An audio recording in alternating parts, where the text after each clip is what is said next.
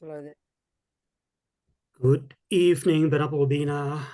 Thank you for coming back. It's a pleasure. Much anticipated, much appreciated. And welcome everybody for joining in on tonight's teachings on Mahamudra. Let's see where it takes us. It's a nice little, very understandable book by Lama Yeshe. And I read it thoroughly a few times, yet always cherish to hear the words from Venerable Robina, how to engage this Mahamudra. And before we get started, I would like to offer a mandala, and then we will do the refuge prayer, if that's okay. So this mandala, we just think that we're all offering the contents of the universe, really. Just think as big as you like and say the words, but thinking as big as you like, imagining offering as a request for the teachings. That's the meaning, you know. So if you know the meaning of Buddhist cosmology, otherwise just think of all the marvelous things of the world that people use to make them happy. You think of offering those. And the second little prayer is like a request. You lead these. I'll lead the refuge prayer later. Yes. Zashi perki juksheng meto dramri rablingji nire gyan padi sangye shing du mekte urwagi yoku nam dan shing la zhe pak shu jie zu lama dam pa ke nam ki che ki kala kien se chu chin tri di cha sam pe du she sen ma la lap sai ge chi cha pa lap tu so idam guru ratna mantala kamnia chayami. Now, this next little prayer, we're thinking, so we think the first two lines, just thinking, you know, we're reminding us, those of us who rely upon the Buddha and his teachings, those of us who sort of feel like we are already Buddhists committed to the path. So it's reiterating that reliance, opening our heart to the Buddha and then his teachings. And the second two lines are stating this motivation for doing this activity of being here together to listen to these teachings. So we'll make it the most altruistic, the most expansive, and we can think we're going to listen to these teachings, this advice of how to realize the true nature of the self and everything else. Why? So that we can achieve that. Why? So that we can, you know, be of benefit to others, leading them to realizing their own true nature. This is thinking this way. Sangye charang soke chognam la jangchu baru dagni kyab suchi dagi chunyen gi pesonam ki drola penchir sangye drumpa shog sangye charang soke chognam la jangchu baru dagni kyab suchi dagi chunyen gi pesonam ki drola penchir sangye drumpa shog Sangye charang soke chognam la jangsho baru dagni kyab suchi dagi chunyen gi pesonam ki drola penchir sangye drumpa shog. Okay, so this teaching, you know, this practice, Mahamudra, as Lama Yeshe points out in his book, you know, it's a technique, it's a meditation technique for realizing emptiness. That's the essential words, which means realizing how,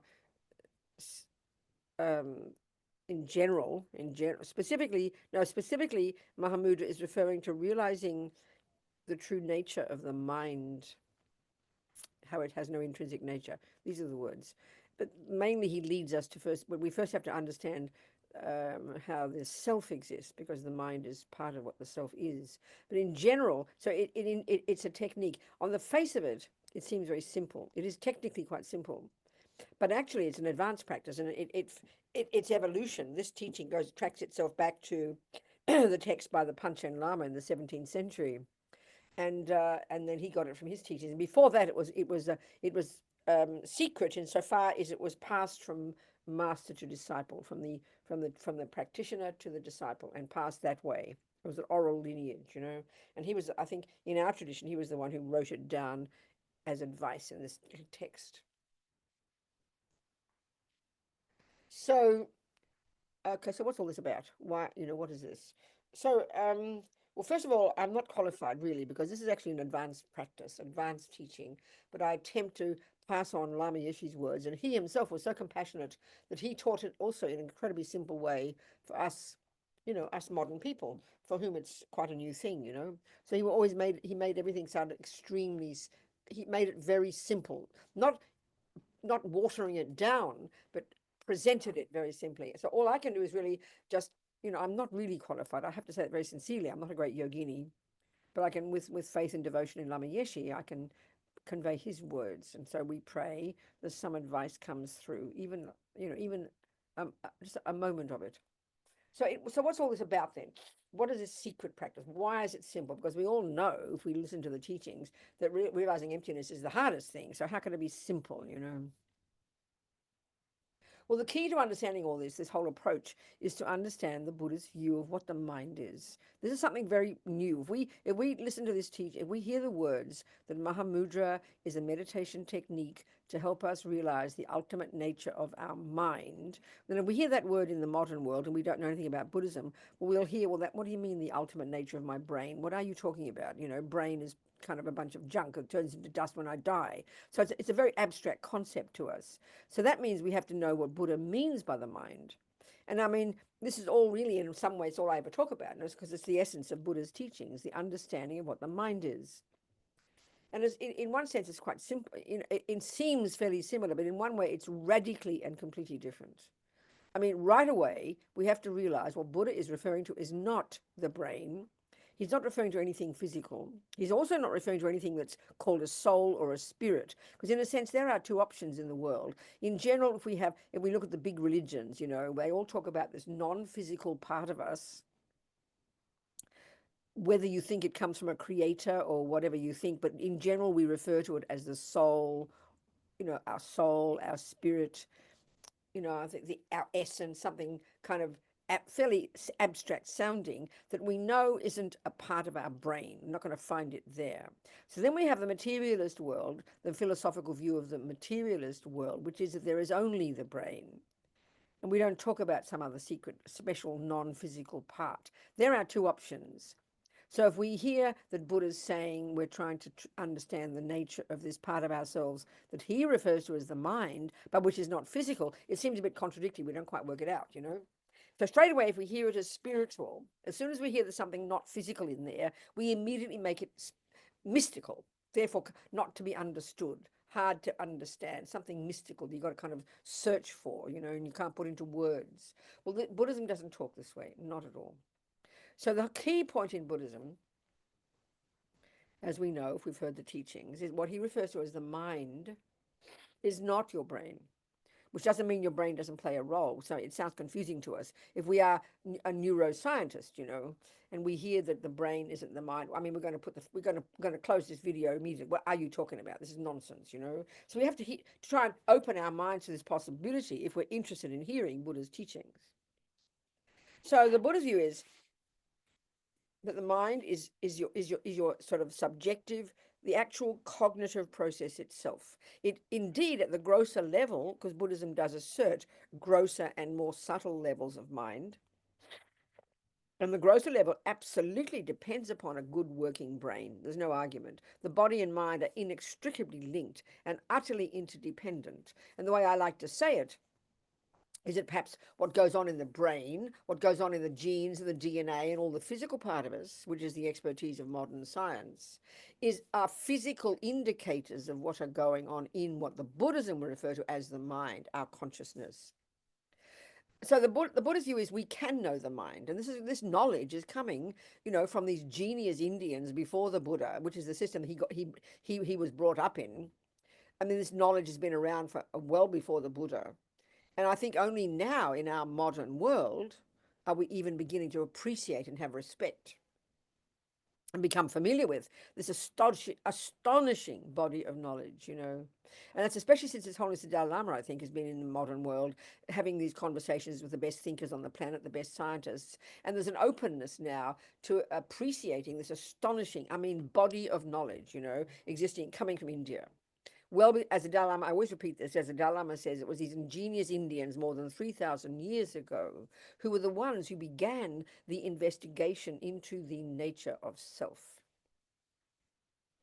Sorry, Venerable Bina, may I interrupt you? Could you Yeah, on the volume? People write it's a little low from your side.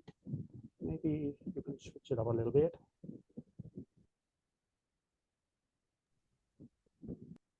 shall I continue? Yes, thank you. Okay, good. So what Buddha's saying is, in general, in his teachings, that he is saying that everything that exists, physical, and the mind, all the phenomena of the universe and the mind itself and the self itself, and these words for us, we kind of, unless we've studied Buddhism a little bit, we're confused. We don't know what do you mean by mind and what do you mean by self. We don't have this distinction. But it's very clear, fundamental part of Buddha's teachings, that whatever does exist, the one approach to the whole of the Buddhist path from A to Z is that things have a conventional way of existing, but because of various delusions in our mind, because of various afflictions, misconceptions deep in the bones of our mind for countless lifetimes, he would say, we misconceive the way the world exists. Quite simply that. And this is the main source of why we suffer.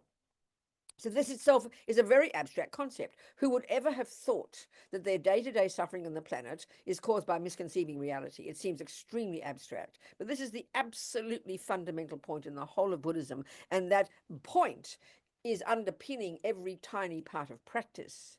Because what Buddha has said, he has found from his own direct experience, is the method for delving deep into the mind to these more subtle levels that we do not posit as existing in neuroscience or modern psychology. This is very clear, which you can access utilizing these brilliant skills, these psychological skills these genius Indians invented, particularly called the one called single-pointed concentration, that brings this state of mind that they refer to as samadhi, which is an extremely subtle level of unbelievably subtle focus of that very mind, which you are then which then has the infinite capability of understanding that mind itself. I mean, this is brand new information for us if we're used to the materialist view only. So the mind is absolutely fundamental to understand, even first theoretically in Buddhism. And then because what he's saying is that all of our suffering, the suffering of all the universe at the different levels, that all come down to the misconceptions in the mind of every living being. And he has found methods, first, that he took from the Indians, these Hindus before him, this genius technique that enables you to plumb the depth of your mind to this subtle level of absolute clarity. And with that intelligent mind, we are able to literally eventually remove from the mind itself the misconceptions, So it's extremely sophisticated work. And the consequence of that is, you achieve liberation literally from suffering and its causes. So that's what's referred to as by nirvana, the cessation of your suffering and, crucially, the causes of your suffering. This is the words. So so then the term referred, so basically if he's talking about how things exist, the entirety of all the Buddha's teachings, if you like, a very simple way of putting what they are, it's Buddha's presentation from his own experience of how things actually exist. So there's a conventional level of how things actually exist, and he says we forget the ultimate, but we also get it wrong even conventionally. But also, all of that presentation of how things exist conventionally leads us to his findings about how things exist finally. So the shorthand, so so for example, one of the very first teachings you hear when you hear Buddhist teachings is his detailed presentation of how things are impermanent, how things change from moment to moment, how things are not set in stone. And I mean, this all sounds very nice and we kind of know it, but his teachings are quite extensive. And there's even subtler levels of this impermanence, So, and this also is so that's presenting his findings about how in reality things are. Because what he's saying is this reason we suffer, these misconceptions in our mind. Basically, what he's saying is there's this disconnect between one, how things do exist, and two, how we perceive things to exist. The disconnect is there. And what he has found is the methods to close up that disconnect, to cease that disconnect, to finally have the non-duality of being in touch with how things exist, which is the method for getting happy and stopping suffering. This is exactly the correct words for the Buddha, you know. So the very first level he presents is that everything's impermanent. And why is he telling us this? Because he says, sorry, folks, but you think the exact opposite. We have this deep misconception in the mind that grasps at things as having a permanent nature. And he goes on at about at a very subtle level, even, which is one of the arguments he has with the previous views, that there is indeed a permanent, unchanging, essential, intrinsic self or me, or called Atman, if you know, if you're a Hindu, called the soul, if you're a Christian. He refutes that. Then the next level we think about, and this is a vast one, he tells us all about how in reality, you know, all our suffering and all our happiness are not mainly caused by the outside world, we're not made by some superior being called a creator, which most people refer to as God. That too, he says, is a misconception. He's not being rude. He says he's found from his own direct experience that this is a misconception. So he presents us this whole law of karma, the law of cause and effect. That this is basically, as His Holiness the Dalai Lama calls it, it's self-creation, extensive presentation of this natural law that runs the universe, within which the universe runs, if you like, but specifically the law that our mind is driven by, that everything we think and do and say sows seeds in our mind that produce our future suffering and future happiness. That basically it's how we produce ourselves. So the extensive presentation of this. Then he talks about how the mind itself, go into detail about the way the mind works, what it is, the epistemological model, and then the psychological model, and the contents of the mind. There's extensive literature on this. Whereas, this argues very strongly with the materialist view that our mind is our brain. And this is a massive, an utterly, completely different view altogether.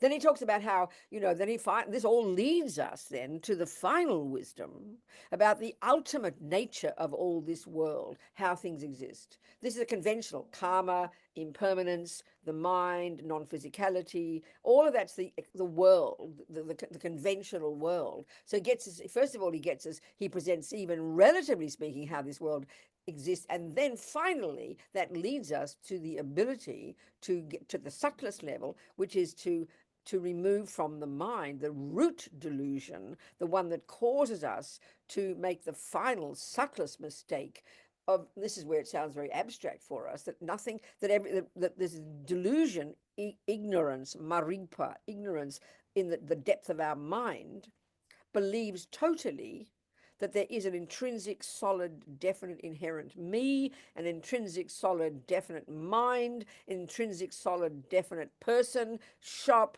car, cup, coffee, whatever exists in the universe. This is the one we have to finally unpack. And that's, so, and the shorthand for that is to, quote unquote, realize emptiness, shorthand for it. So Mahamudra is a technique. On the face of it, yes, technically not complicated, absolutely simple and easy to describe. Go directly into, it's an experiential technique that enables us to taste the empty nature of our mind. The words are very delicious, but the reality is, why was it kept secret? Because it's the most advanced practice. That's the point. But nevertheless, Lama, being incredibly kind to us modern people, he gave us access to these. He gave us access to all the highly advanced teachings of Tantra. He gave us access to this technique because he feels that, we intelligent modern people with our brilliant brains and brilliant technical minds, are ripe and ready to hear the essence of these techniques. And he had a brilliant skill to make them very practical, in order to taste, to really give us some courage, and enthusiasm, which is fantastic, how so kind of him.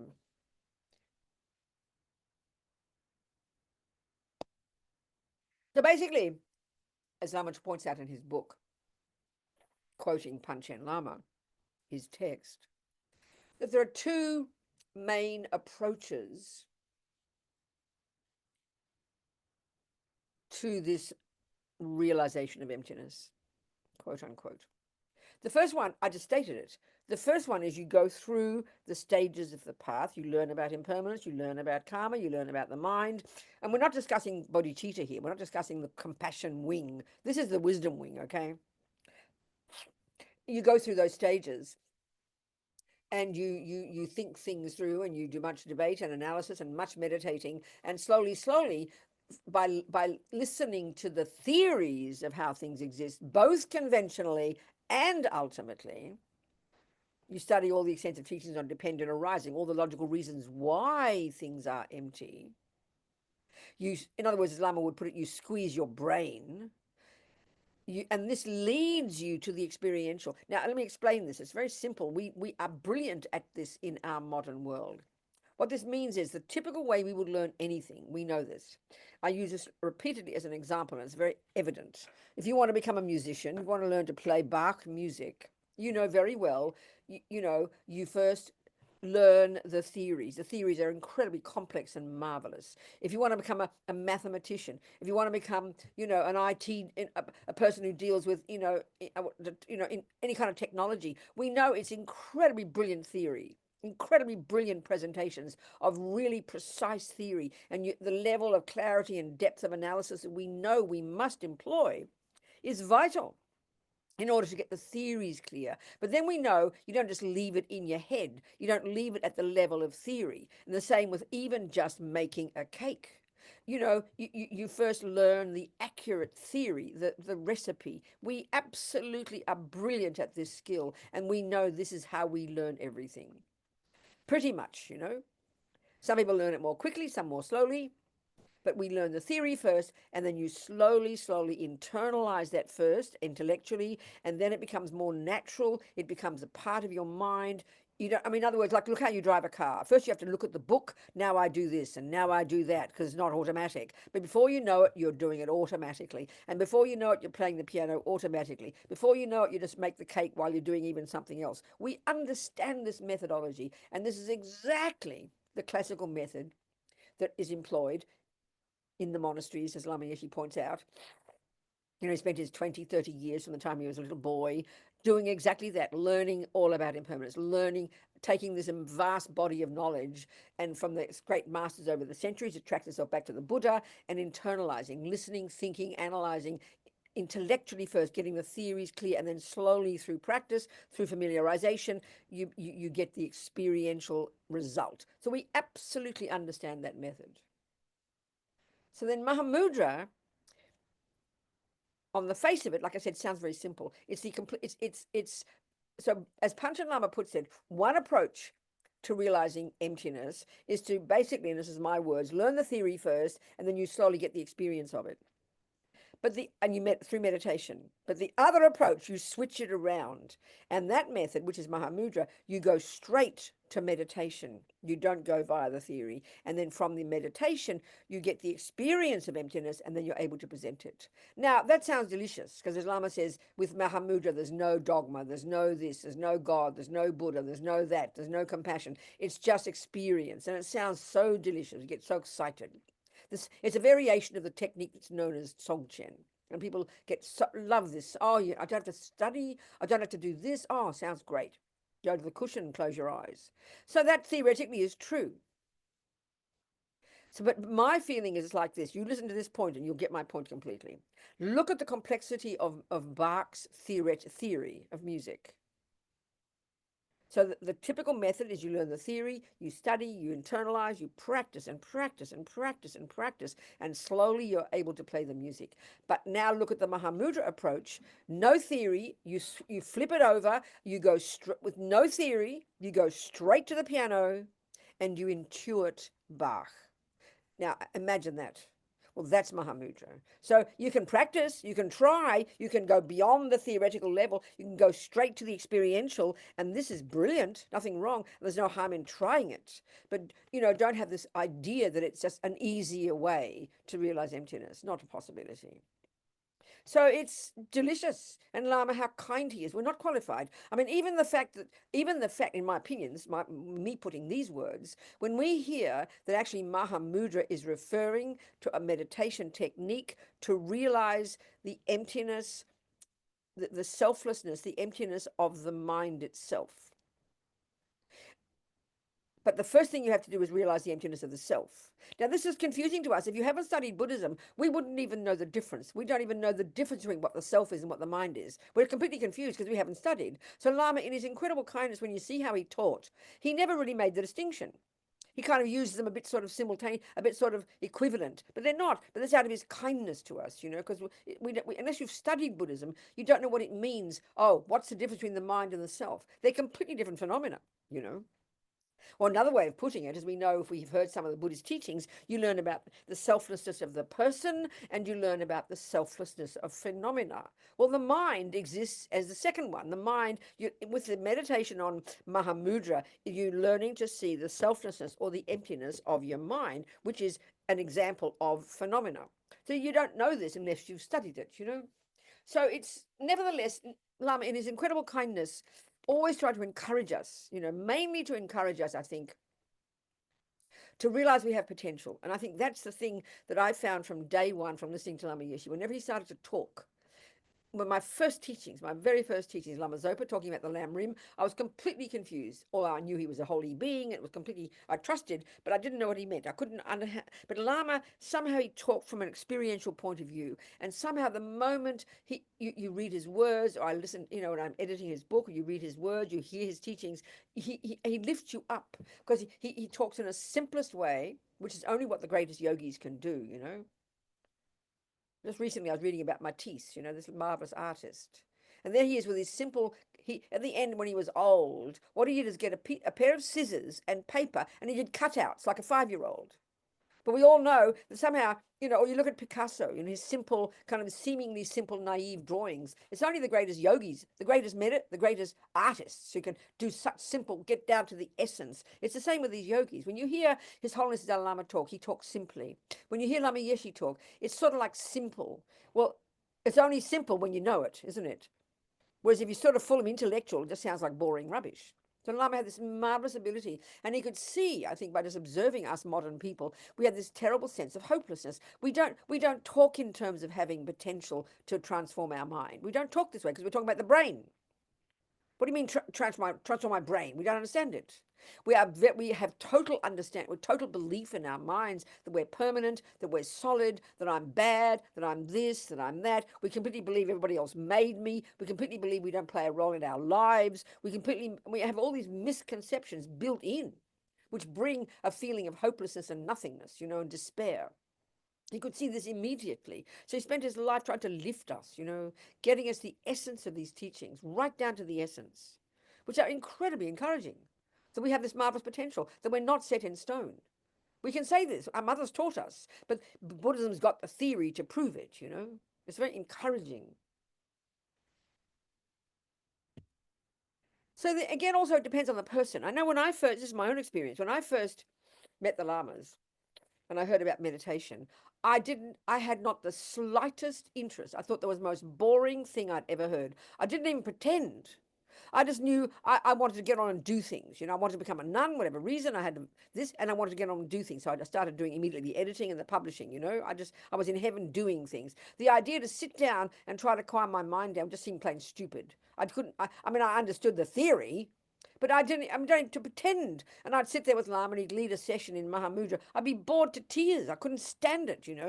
It took me years before I'd even attempt to sit down and begin to use my mind at a subtle level. I wanted to change my mind. That part of Buddhism made total sense to me. So each person is very different. Some people I know, from the time they first heard the teachings, they went straight to meditation. They had the ability to do it. They were able to use and able to listen to the teachings and transform their minds in meditation. Amazing. We've got different approaches. So the simple technique for Mahamudra, it's so simple it's like a joke. Before we go there, Mahamudra uses the two modes of meditation. In all of Buddha's teachings, from A to Z, there are two modes of meditation. It's very clear. Two modes of meditation. So we should discuss this first. So whether you're doing the sutra approach, the general approach, or the most advanced approach, or the tantric approach, or the Mahamudra approach, is two modes of meditation. That's it. Two main ways of using your mind. So the first one, these brilliant Hindus invented it. It's not even a Buddhist technique. Buddha uses it. He took it with him when he diverged in his own direction. But it's known, the final result of it is known as samadhi in general, and it's a subtle concentration. It's concentration. It's a level of mind, like I keep saying, but you have to keep remembering this. That is not posited as existing in the modern psychology or in neuroscience. You have to understand that. It's a much subtler level of our mind. So this concentration, is the first mode. And why would you want to get some concentration? Well, because if you're trying to, realize, get an experience, a direct experience of the true nature of your own mind, oh my God, this demands subtlety. It's not just getting a microscope and looking at your brain. We're here describing, I would say, developing the inner microscope of your own capacity for cognition at a very subtle level in order to use it. Because when you get to that subtle level, we tend to think if you've got concentration, you sit there concentrated. But you've got a super, super brilliantly capable level of mind that literally sounds like science fiction. I mean, Lama is so, I think I might read from Lama's book today. And I mean, you might have heard this before, but I want to do that. Lama, again, trying to encourage us, describes some of the qualities that your mind would experience having accomplished just getting single-pointed concentration. This is a sutra technique, and the Hindus invented it. It's not even Buddhist. It's inconceivable even, like science fiction to us, practically. So the first method, and I'll read from this in a minute, Lama, some of the way your mind will be. You develop this subtle level of concentration, and in other words, it's like developing the microscope of your mind. So that now you're capable of doing the second mode of meditation, which in fact is the point. The second mode is in fact the point of all of it. The first one is just preparing the mind, getting it subtle. But as Lama says in his book, you can be, not my words, you can be forgiven for thinking. You're practically liberated, even if you have single point of concentration, because the experience is so beyond unbelievable, incredible. The bliss, the joy, the clarity. I mean, the vastness. Lama says you think your mind is as vast as space, as if you could count every atom.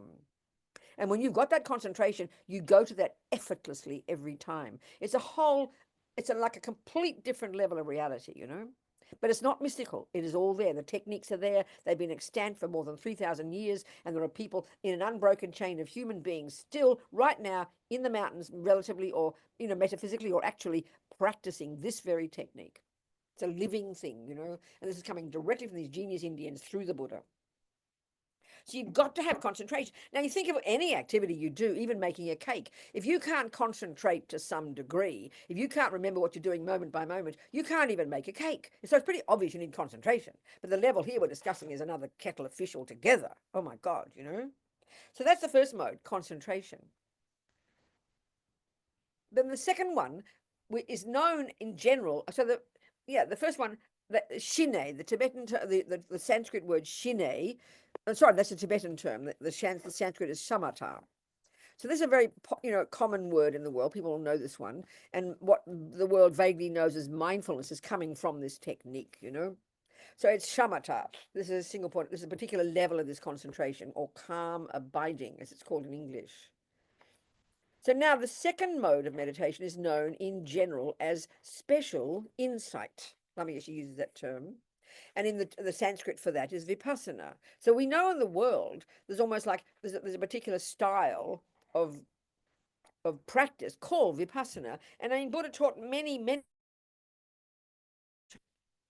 for developing insight. So we've got to understand the meaning of this one. We so mystify this. It's so confusing to us. Here it's called special insight because in particular, it is insight into emptiness. But in general, Buddha wants us to get insight into impermanence. Like I said, where there's a disconnect between what we think the world is and then what the reality is. So he wants us to get insight into that reality. So one method to do it much more deeply, you first listen intellectually, then you put it into practice in your meditation based on your concentration, and then based on, then you get insight in the second mode, the degree to which you've got your good concentration. So we've got to get insight into everything, insight into karma, insight into impermanence, insight into compassion, and then finally insight into emptiness. So the word in English is particularly good, I think, in inner seeing. It's a very nice word, and we use it. We use it in our daily language. You know, you'd say, "Well, I was thinking through this problem yesterday, and I got a bit of an insight into it." We understand it. It means internal seeing. It's a very direct and simple concept. It means experiential understanding of something. Yeah, I've got an insight into how that recipe works now. We get it. We use it every day. It's a lovely word. Of course, here the level of insight we're talking, again, is far more dramatic, you know. So it's not complicated. And the fact of the matter is, and I always say this repeatedly, and I mean it sincerely, because we understand this methodology, but we just don't call it like this. So you know perfectly well, you first listen to your teacher telling you that 1 + 1 is 2.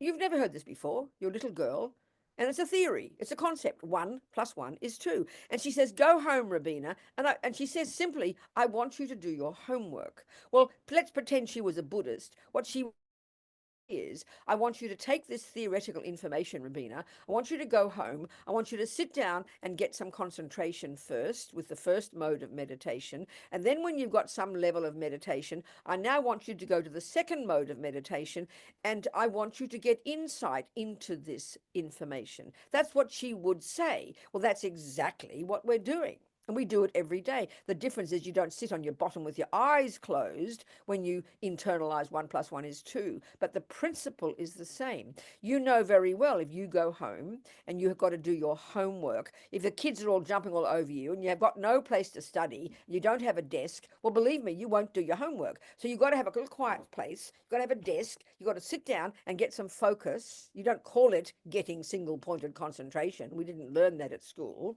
But you know you've got to focus. And then with your focused mind, and this is the point now, this is a traditional method for realizing emptiness, what would you do? Okay, 1 + 1 is 2 is the first piece of information. You would take what you learn from your teacher. You have to have the words. You have to have it written down there. You've done your concentration. You're now focused. Now you go to the second mode and you want to get insight into that fact that 1 + 1 is 2, or that I is empty, or that things are karma, or impermanence, or whatever it might be. So what you do is you take those theoretical words. Now, you can't just make it up. You can't say, "Oh, what did she say? 1 + 1 is 19. Oh, that'll do. I'll think about that." No, don't be ridiculous. You've got to have correct theory. You've got to be precise. So then you will, and this is the point now, in the method, in this is the traditional first method of realizing anything, and in particular here in the book Realizing Emptiness, you take the theory, and in reality it won't, obviously not 1 + 1 is 2, it'll be dependent arising, for example. The concepts of dependent arising, the theories of how things exist in dependence upon this and that. Highly sophisticated theories, but keep it simple. 1 + 1 is 2, or intellectual theories about dependent arising, same principle. You take that information. You first get your concentration. You now shift from the concentration mode and you go to the second mode. And how do you, the key point here is, this is the first method. This is not the Mahamudra method. Remember, this is a typical method. You want to get insight into that, into the fact that 1 + 1 is 2. You want to get insight into the fact that the I, or the mind, has no intrinsic nature. So the theories you're using are, for example, the theories about dependent arising. So you would take the information. If it's 1 + 1 is 2, you'd have to have the clear words. You either use your blocks or you write it down. Now, this means you have to understand each component. You must know what 1 means. You must understand the concept of plus. You must understand the concept of equals. You must understand the concept of 2 theoretically. Then gradually thinking it through using analysis, that's your method, based on your concentration, the penny will drop, won't it? You'll get the insight. You'll go, oh, mummy, I understand now. That's experience. That's an insight. Well, that's exactly what we want to do with realizing the emptiness of your mind. It's exactly the same. So clearly, it's not 1 + 1 is 2, it's dependent arising. For example, there are extensive logical arguments and analyses we need to use. So you've done your class on dependent arising today. You go home, you sit down on your cushion, you get some concentration. The degree to which you've accomplished it, like there are 9 stages of concentration, remember? You get some focus. Your mind's a bit clear. Now you stop the focusing and you now go to the second mode of meditation and you open your eyes, if you like, if you remembered it. Most of the Tibetans memorize everything, but we haven't. We've written it down in our notes. We have to open your eyes and you take what you learned today about dependent arising and you literally think it through. Now, if you've been, everybody, if you've studied, you've heard the term multiple times, analytical meditation. Now, we are so confused by that because we have a misconception about the word meditation. But all analytical meditation is referring to is the method of thinking through logically. In other words, analysis is a fancy word for the verb to think about, but in a coherent way. You think the information through, just like you would with your math, just like you would with the musical theory. You'd think it through. And then you'd make it coherent intellectually. But what happens is because you're focused, you've got some focus on your meditation. First, some in your concentration meditation, you've got some focus. You now stop the meditating, you stop the concentrating, you go to the second mode, you take your information on dependent arising,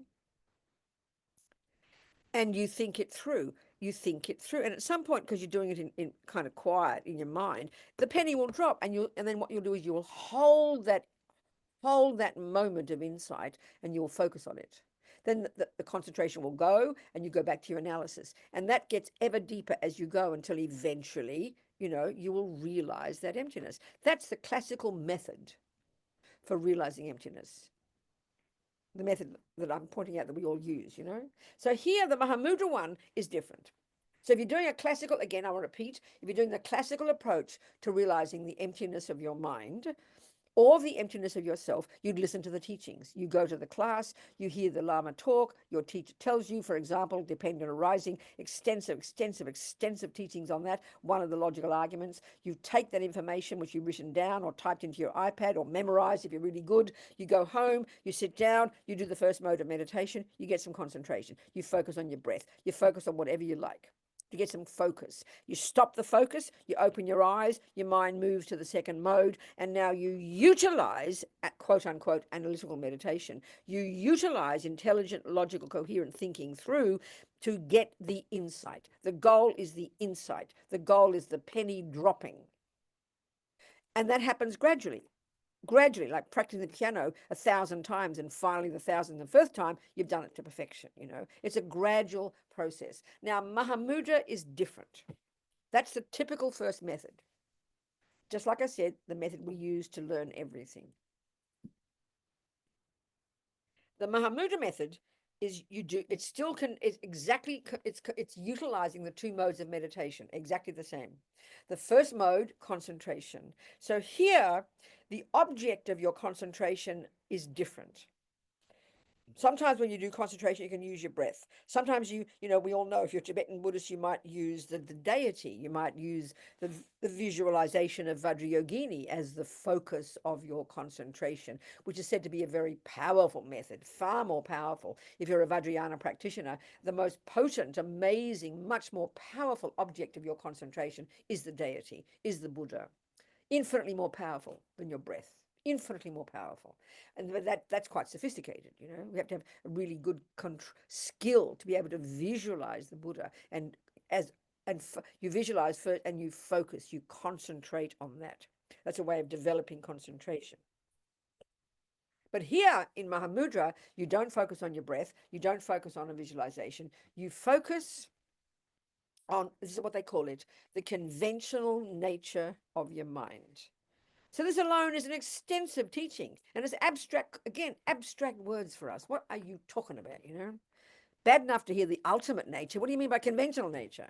Well, what they mean by that is, as Lama points out, is the clarity of your mind. Now, that even is abstract. What do you mean my mind is? It doesn't mean your mind is clear thinking. That clarity is referring actually to the non-physicality of your mind, the non-substantial character of your mind. I mean, these are so abstract terms for us. But keeping it simple, what he's referring to, what you learn to focus on in the first mode of meditation when you're doing Mahamudra, is simply you sit down and then the object of your focus is whatever arises in your mind. This is the very first level. It takes a while to even get to the level of having clarity to be the object. So you start with whatever arises in your mind. Now, we know there are 1,000 thoughts a second in our mind all the time. So that's what you focus on. And it seems very peculiar. One of the commonest experiences we have, if you start to meditate, focus on your breath, you can kind of find the breath. It's there. You can find it, But then you say, focus on your thoughts. We kind of get confused, a bit lost. What do you mean, my thoughts? And then suddenly as if your thoughts all stop and it's kind of confusing. So even just to simply find that is what you focus on. That's what you focus on. And that takes time. So Lama, gives little examples, but basically to try and you try to focus, you take as your object of concentration. Object, subject here are very powerful usage in Buddhism. Subject in this context is the mind. Mind's always referred to as a subject. And any level of mind, from the grossest, most violent and negative to the most subtle and the most pure, any moment of mind always has an object that it is cognizing. This is very powerful terminology in Buddhism. And I think also it's really helpful to talk about, like Lama talks about in the book, to understand the way Buddhism talks about how the mind works. So one wonderful way here is, this is very beneficial. I'll go off now to this point. Lama talks about it, how our mind cognizes. Okay, go back a bit even more. When Buddhism looks at things, how things exist conventionally, and this is crucial to learn how they understand how they exist ultimately, you first establish what something is. You've got to all be on the same page. We've got to define our terms. So what is the mind? Well, everything that exists from the Buddhist perspective, you can define it. And in general, you could argue that a definition of something has two parts. I always use the same example, like, what's that? I say to my mother, what's that? And she'll say, that's a cup. So I don't know what it is. So I say, I say, Mummy, what's the definition? What is it, Mummy? And the first part of the definition, in this case, it's a flat-bottomed plastic glass. No, it's glass container. But the second part is the crucial piece. What does it do? What is its function? What is its meaning? It's a really powerful point. She says, it holds my coffee. Now, she gets the coffee. Don't just believe her. We should establish our facts here clearly. You get your coffee. She gets it and she pours. And we all see that it does fit the definition. It holds the coffee. But you've still got to not just believe what she says. You've now got to make sure that in the conventional world that we all live in, there's no other definition of that phenomenon that contradicts that. Then we can establish confidently, conventionally, that is a cup. And why we need to do that first is so that we can now have a basis for understanding its ultimate character. So the mind, what's the definition of mind? This is the Buddhist definition. The first part of it tells you its conventional characteristics. They say, literally, it is clear, or it is, even they say it is luminous, which sounds very exciting to us, It basically means not physical. This is so abstract for us. That's its conventional characteristics. It's clarity, meaning its non-substantiality. That's what it means. The second part tells you its job. So what is the job of our mind? To cognize, to be aware, to know. These three are synonymous. Don't make fancy meaning to be aware like some special trip. No, it's bare bones to know something, and not even know meaning clever. Simply the bare bones function of cognizing. So mind's job is to cognize. Now, it's obvious the question next that we're dying to ask the Buddha, well, cognize what, Buddha? And he says, guess what, honey? Eventually, you need to cognize reality, how things exist. Because remember, he's telling us right now, with our minds polluted by delusions, are cognizing things wrongly. Quite literally, he's saying that. So this is where lamas, they talk a lot about how the mind cognizes. The mind cognizes like a mirror does. This is very powerful. This is actually almost a way of helping us understand emptiness. Mind, our capacity for cognition, this unphysical, non-physical, clear capacity for cognition, whether it's your eye consciousness or your mental consciousness, even whether it's conceptuality or a more subtle level. Mind is like a mirror, and it's a marvelous analogy. So we know when a mirror is super clear, it reflects. That's what a mirror reflects, doesn't it? It reflects. And this is already intense, that our mind is like a mirror that merely reflects what is out there. And as Lama Zopa says, what is out there appears back to us, using this analogy, in the mirror of our mind. So clearly, if your mirror is cracked, if your mirror is dirty, it is obvious that whatever is out there can only appear crooked and dirty and distorted. And that's what Buddha's telling us now. That our minds, the mirror of our mind is distorted by these misconceptions, all the philosophical misconceptions and the emotional misconceptions of ignorance and attachment and anger and jealousy, and these pervade our minds. We have virtuous minds as well, virtuous states of mind that are relatively valid. And they're sort of there too, but the dominant ones that cause the outside world, that cause the world to appear wrongly to us. I mean, to think that everything out there reflects, it appears to us according to what's in our mind. This is exactly what Buddha is saying. And of course, we don't realize that our mind is playing any role at all. This is the most profound mistake we make. We don't think that our mind is doing any reflecting at all. We think that whatever appears to us is how it exists. This is the final mistake. This is really kind of marvelous to think this way, that your mind is literally a mirror. And the way things out there and your own self and everything else appears reflected in that mirror is dependent upon the character of the mirror. This is pretty intense and very delicious, I think. Just really can think about that one, Really think about that one.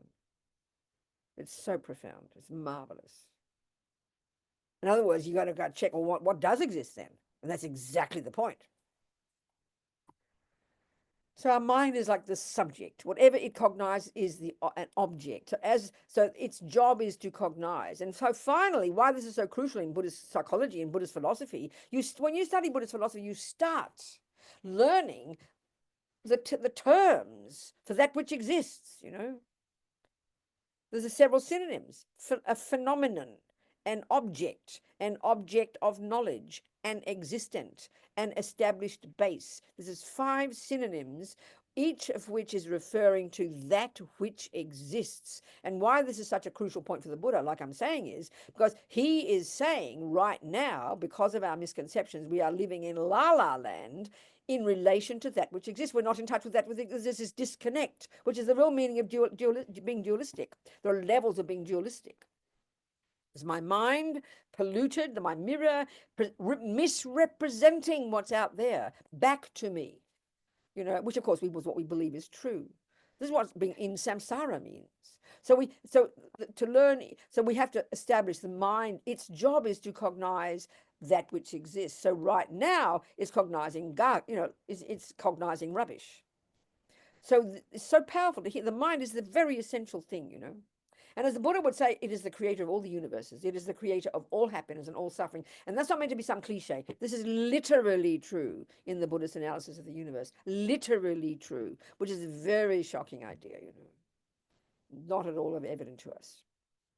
So, okay, so mind recognizes like a mirror. It's a delicious little thing here. So the mind is that which is clear and that which knows or cognizes. So here in the first mode of meditation, in the Mahamudra technique, you learn to develop concentration, just like you do in the ordinary sutra practices too. But the object of your concentration is your own mind, meaning, very simply, whatever pops up in it. Whatever pops up in it, whatever it is, whatever it is. And that's really a tough one, because we can't help but commenting on it, we can't help but comment. Oh, that's a bad thought. Oh, I shouldn't have this thought. Oh, that's a wrong thought. No, concentrate on whatever arises, including your anger. It's okay. So, of course, if your mind's that agitated, as Lama says, you should stop and maybe go back to the breath, whatever. Because the aim of this, you see, the general approach here, when you can train your mind to focus on something, eventually it will bring samadhi. I mean, don't hold your breath. It'll take several, for most of us, lifetimes if we're not ready to go to the mountains. But but if even in general, we all know if you just watch your breath for a few minutes, you make a strong effort to train your attention to stay on the breath. It takes an enormous effort. We know that because we're so used to following every thought. So even just that few minutes can hopefully slightly maybe increase your ability to stay there for a second. Most of us mightn't be successful, but it's okay. So that's the point of it. You're training your mind to stay on one thing. So here, the one thing is whatever arises in your mind. So we've got to get familiar with that. So as you progress, it'll become, the mind really will calm down, and then you'll begin to taste, as they say, as Lama calls it, the conventional nature of your mind, of your cognition, which is its clarity, meaning its non-physicality, its unsubstantiality, which is itself quite subtle. Most of us mightn't even get to that, but you do your best. You do your best, So this is now what about the second mode? In Mahamudra, it's, this is the technique, just the technical. To realize it, another discussion. So the difference is, in the first, I want to describe this. In the first way, the conventional way of utilizing the two modes of meditation, like I said before, you first listen to the theory, then you sit down at your desk, on your cushion. You come from your class, you sit down and you do your focusing. You could focus on your breath. Let's say you get your mind to a concentrated level, the degree to which you've accomplished it. You stop your concentrating now, and now you go to the second mode, and now you do your analytical meditation, which, like I said, is a fancy word for the term to think about. So you now take the words you learned in your class about, let's say, dependent arising, in the terms of emptiness, you think it through. With a focused mind, you think it through. This is very powerful. You think it through, and that will trigger. So you stop your concentrating, you go to the second mode, you think it through logically, and then it will trigger. A moment will come. Oh, I get it. And you grab that moment and you stay there on concentrating.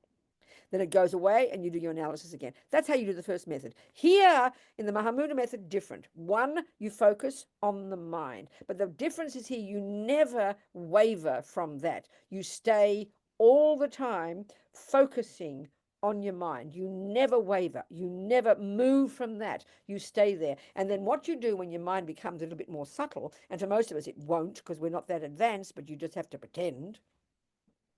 When you feel you're ready, you've got the taste of the clarity, you don't move from the concentration on the mind, but as Lama puts it, as Panchen Lama says, you conjure like a subtle wisdom, that like a little fish moving in a pond of water without disturbing the water. So Lama calls that brilliantly your mindfulness fish. You stay focused continuously. You never waver from focusing on the mind. And then when your mind is more subtle, you can kind of conjure this it's sort of like noticing something out of the corner of your eye. It's a really good way of putting it. You see, when you've got concentration, it doesn't mean you sort of become stupid and you can't see anything else. You can have super concentration, but your mind's still very capable. You can do what you like with it. The brilliant quality that you accomplish when you've got concentration is infinite ability to do exactly what you want with your mind. It's an infinitely flexible, brilliant thing, a tool. So here you do your concentration, you stay on the mind, and then this subtle wisdom, or as Lama calls it so beautifully, your mindfulness fish. It's like you're watching out of the corner of your eye, and this is the point now. What you're attempting to notice is the way your sense of an inherent self appears to you. That's literally what it is. That's how you do Mahamudra. It's quite subtle. It's quite subtle. So to even say, observe how your eye appears to you. If you haven't done a little bit of thinking about that, it's just double Dutch. I'm sorry for the Dutch people. Poor Dutch people get so criticized. You have double Dutch, you have Dutch treat, and you have Dutch courage. It's so mean to the Dutch, isn't it? Are you that horrible, you Dutch people? I don't think so. Anyway, so it's like confusing. When you say, observe, try and observe the way your eye appears to you. This is a tremendously powerful thing to do, and an absolutely necessary thing to do in general, in your day-to-day life, even if you're trying to understand the emptiness of yourself, is to catch the way your eye appears to you. Of course, so in other words, this is what you're doing in Mahamudra. And you can try it. There's nothing wrong. You can try it. And some people who've got some some capacity, maybe can get a flavor of it, because some people have more of a tendency to be able to get a taste in meditation, and some people have to squeeze their brains first. We both have to do both, So you have to know our capabilities. Okay, I've spoken for a whole hour, trying to keep things simple here. I've said a lot of things, and I now need you to ask me some questions, because this is the essence of what I wanted to say. Just this. So please ask me some questions. We haven't even begun to talk about emptiness yet, and we have to do a bit of that at least. The meaning of it, So please, first of all, ask me questions on what I've spoken about only. And then we can go use our 30 or our 2, and we can have another hour. Yeah. Come on, anybody? Any questions? Points to clarify? If not, I'll keep talking.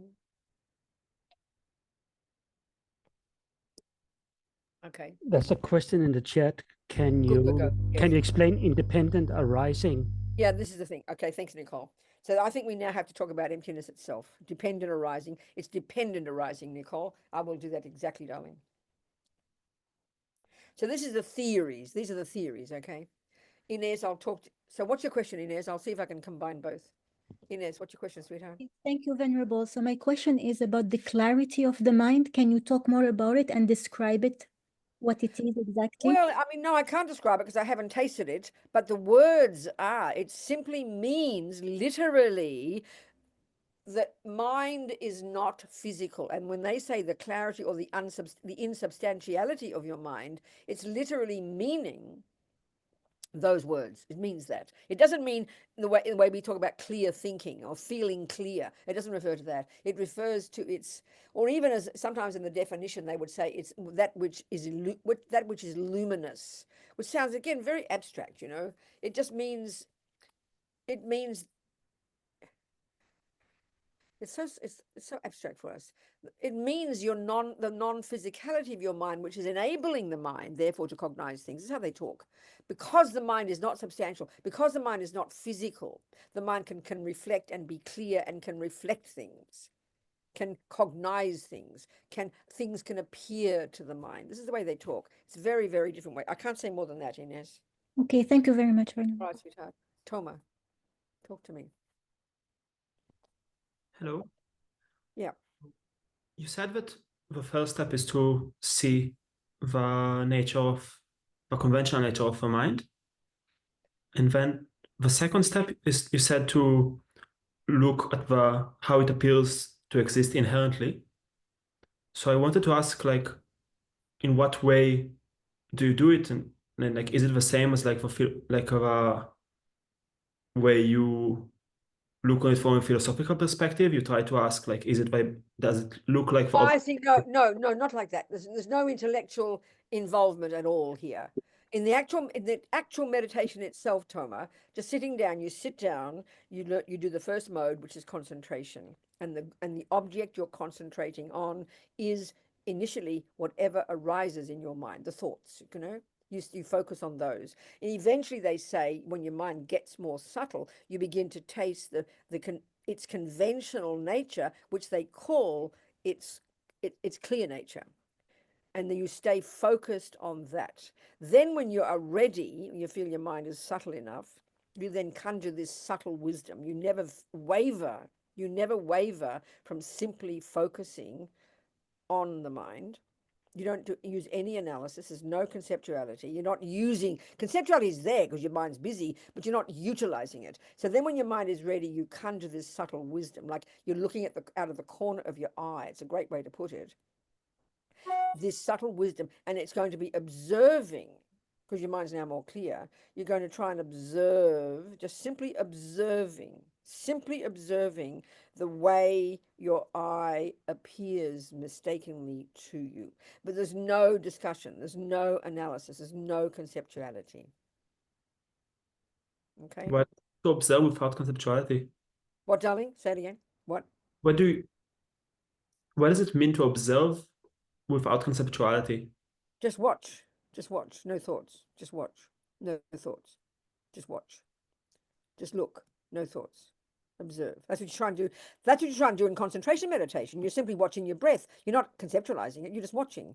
You're aiming to simply watch the breath. You're aiming to not use conceptuality. Conceptuality is happening, working overtime, because we never stop thinking. But you're trying to train your mind to have non-conceptual observation just of your breath. Forget the mind, just the breath. That's what concentration meditation is. It's not conceptual. It's aiming to not, you're not utilizing conceptuality. You're not thinking about it. You're just simply observing. That's what we're trying to develop, that ability. Mm. And then the second part, you're conjuring the subtle wisdom, just watching. That's what they say. That's the words they use, just to watch. And there's not, is it this, is it that? You're not conceptualizing, not at all. That's the best I can say. So, is it okay? Or not clear? A bit clear and not, but also not clear. But you talk as if you're coming from another position so tell me what you're describing. Tell me what a view that you have or a meditation that you do. It sounds like you're discussing it from the perspective of something you do already. So what is that? I'm trying to do the analytical meditation, like to try to, like when you say to look for how the eye appears inherently. So I do it conceptually, like thinking, like, how is it like this? Is it like this view of this tenant or this tenant? So this I don't know. That's perfect. No, that's exactly correct. That's totally correct. That's exactly the first mode. That is exactly the analytical approach. That's the first mode. First you do concentration. You listen to the theories, and that's implied. Then you do your concentration, and then you go to the second mode, and then you utilize your analysis. That's exactly correct, Toma. This one is reverse. You don't do the theories first. You go straight to concentration. You stay there, and you conjure this subtle wisdom that then simply observes, tries to catch the way the eye feels. It's the implication, of course, is if you're a great practitioner, the mind's already at quite a subtle level, and you're just observing. That's how they talk about. That's exactly how Lama talks about it. But it would be helpful if you did read Lama's words. They're very tasty. Lama Yeshe as well. Lama Yeshe's book, Mahamudra. Yeah. But then what I don't understand is the difference between the first mode and the second mode. Like the first mode is you've got to go to class and listen to dependent arising and the tenets, don't you? No, not this one. I meant Pardon? to what you said to watch my mind in the conventional way. Yeah. No. The typical. No. Wait a minute. Yeah. I mean, that was one approach that I was talking about. You've got to have. Yeah. In general, I mentioned. Sorry, I'm misleading. In general, there are two main approaches to realizing emptiness. One is the traditional approach, like you learn music. You go to class and learn the theories. You understand that point. You've done that. You've listened to the tenets, right? That's theoretical. You agree with me. You've learned the theories about how things exist.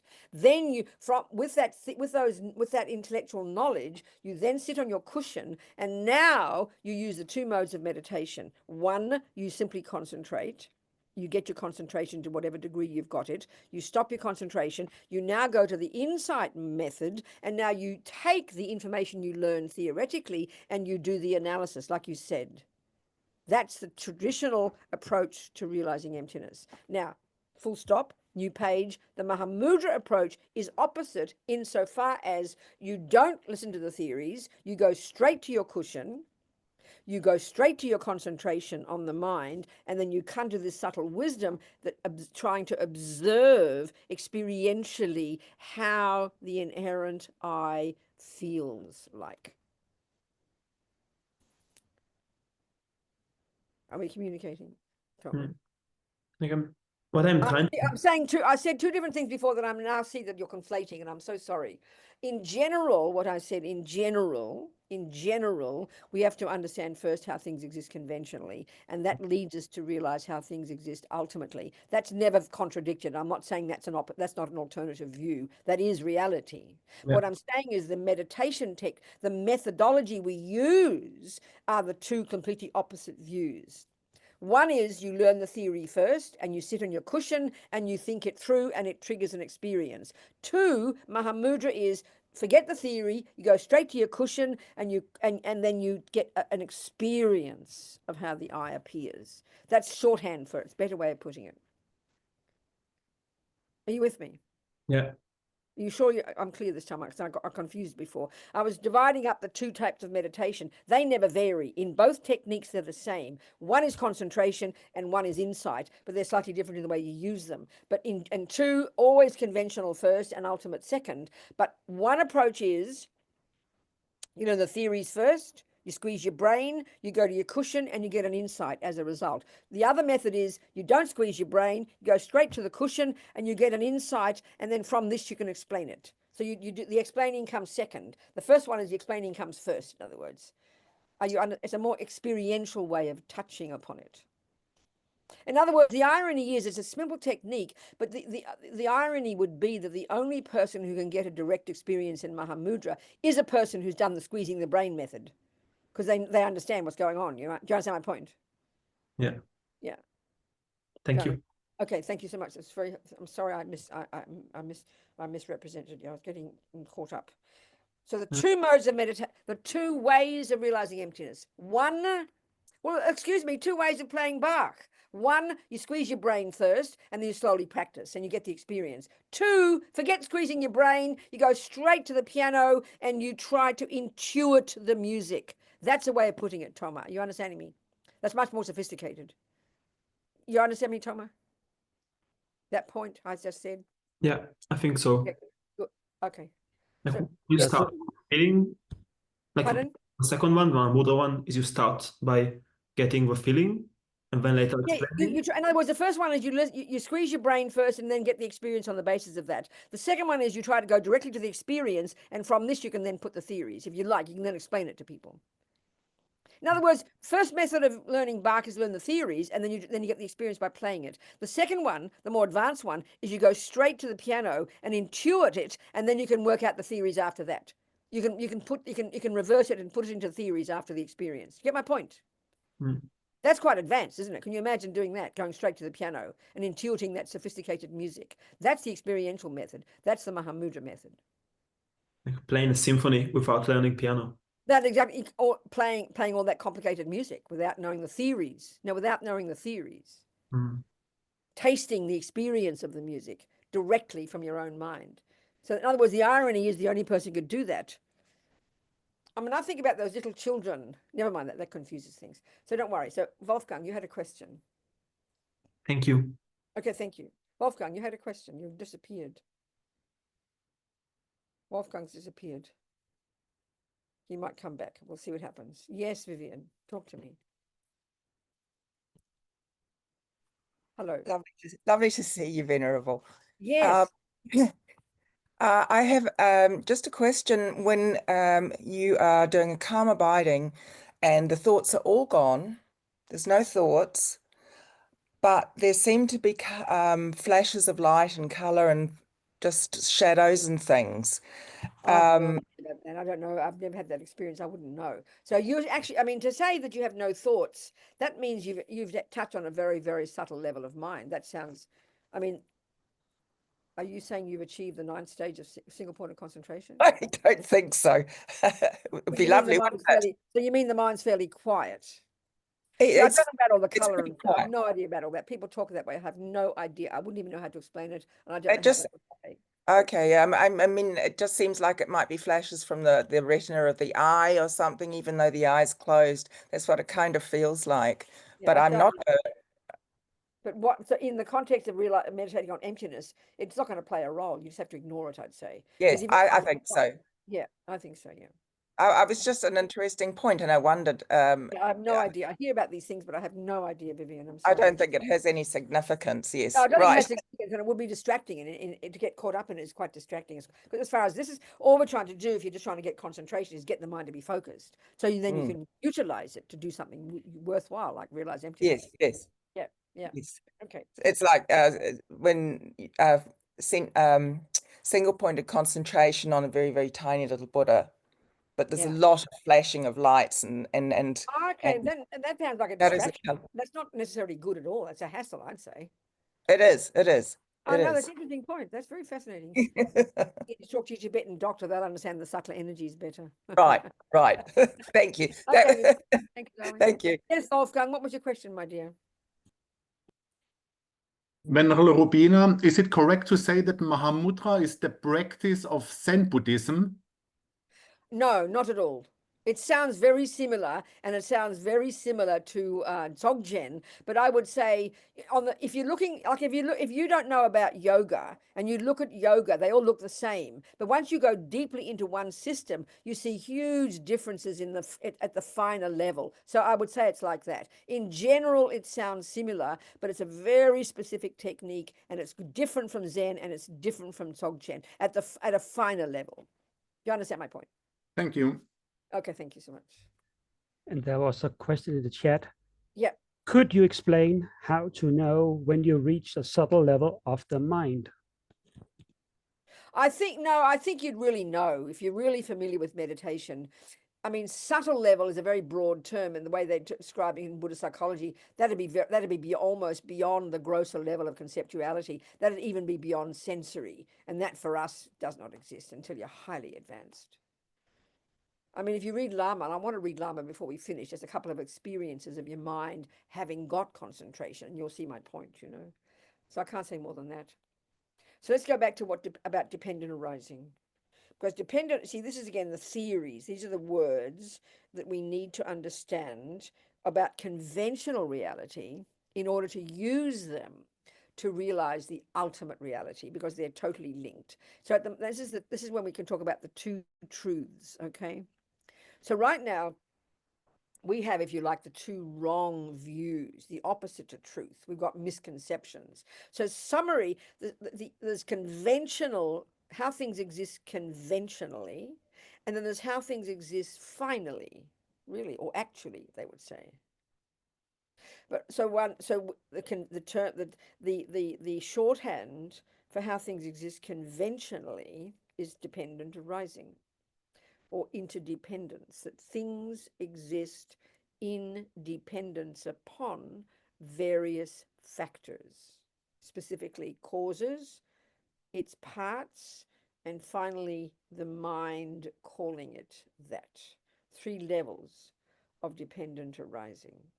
The other one is the shorthand for how things exist finally or actually. As we know, the term is emptiness. And this, of course, is completely, it's like saying to somebody who doesn't even know 1 + 1 is 2, oh, well, E = mc squared.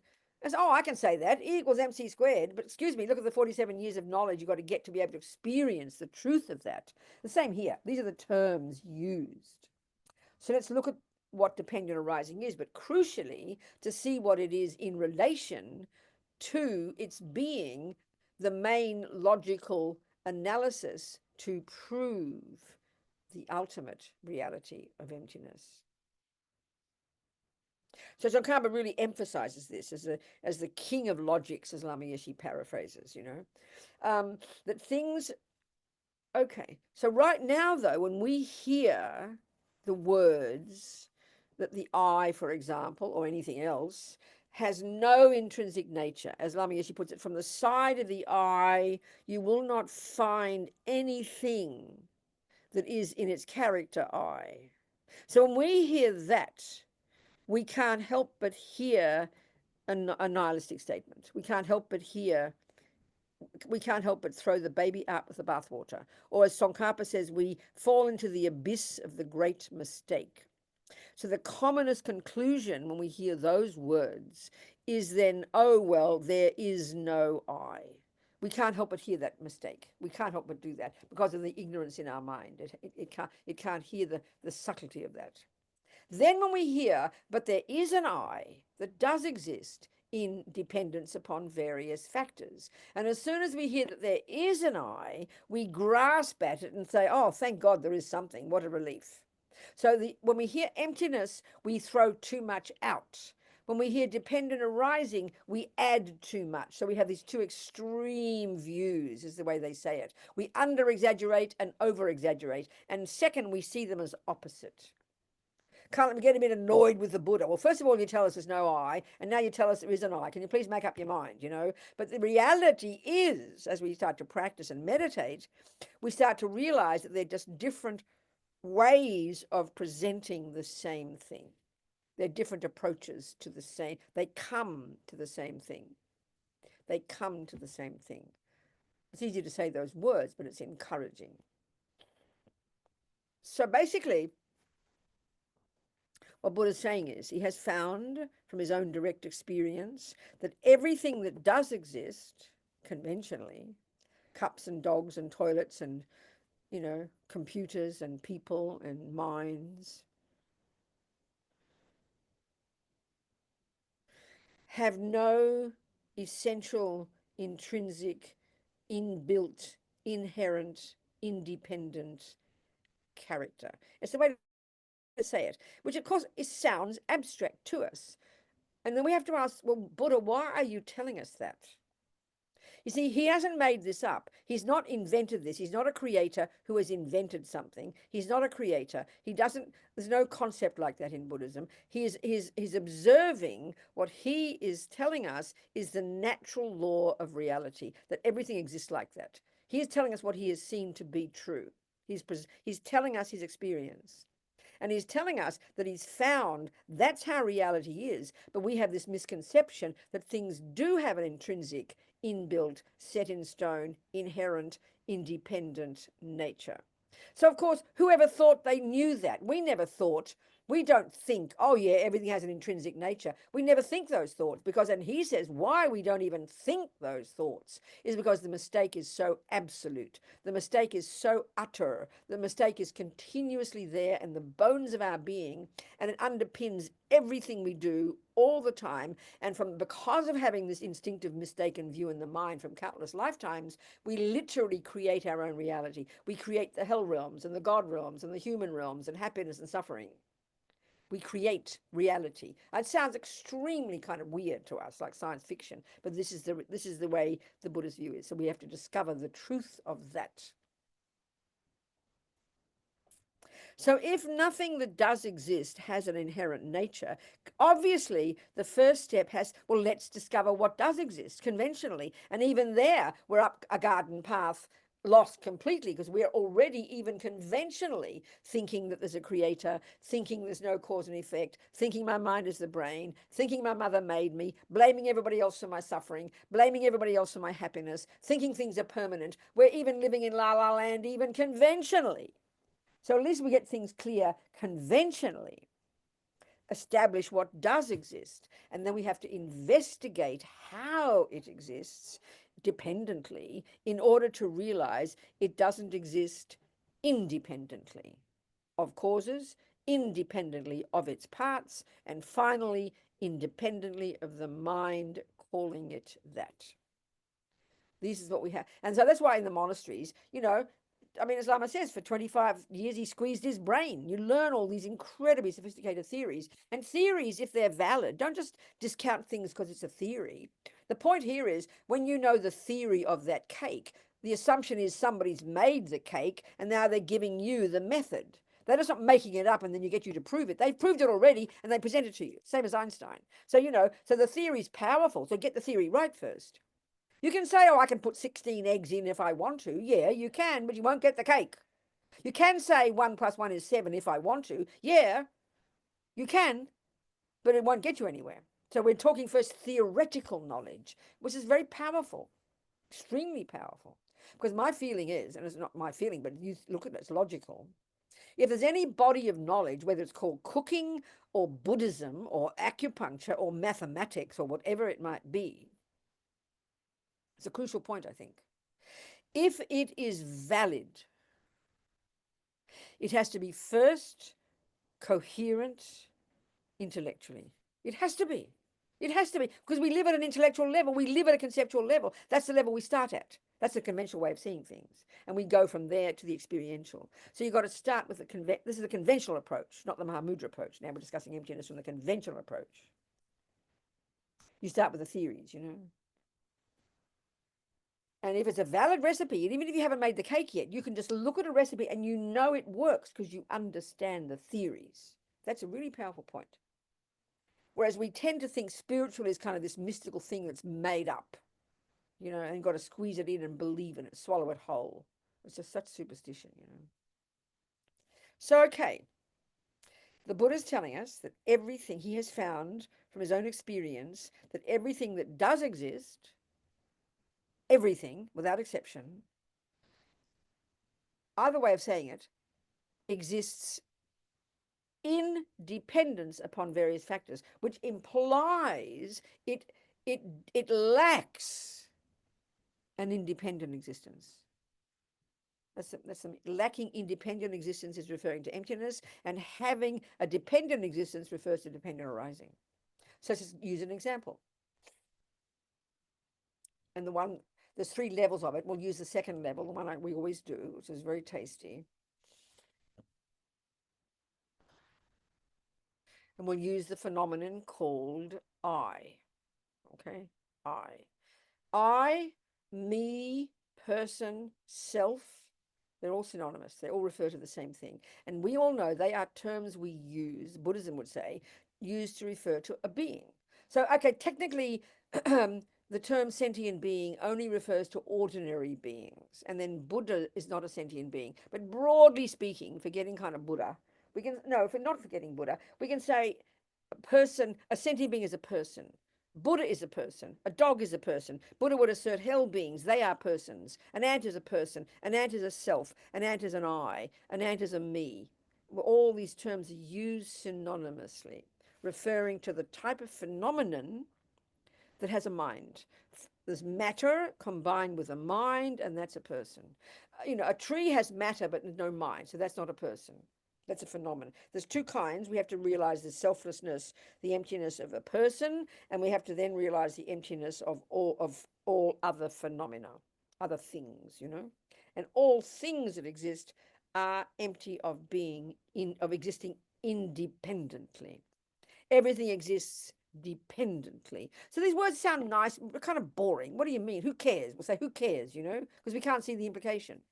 Because we don't realize that due to this root delusion, this maripa, unawareness, primordial ignorance in the mind, the root delusion, the mother of all the mistakes, such that when that is removed, we have realized emptiness, that's the words, that this mistake continually, unceasingly, at the most subtle level of our being, just assumes everything has an intrinsic nature. We don't think we think that because the mistake is so utter and so primordial.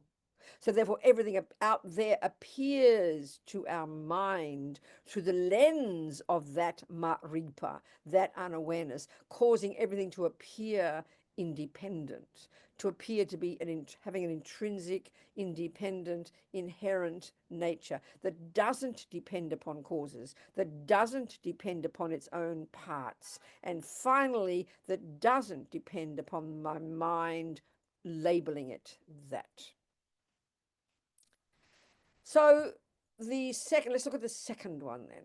That's why I liked. So the Buddha's basically saying, in the sutra teachings, you know, in the Lam Rim, when you look at the teachings on special insight, you know, in the wisdom section, we do the 4-point analysis.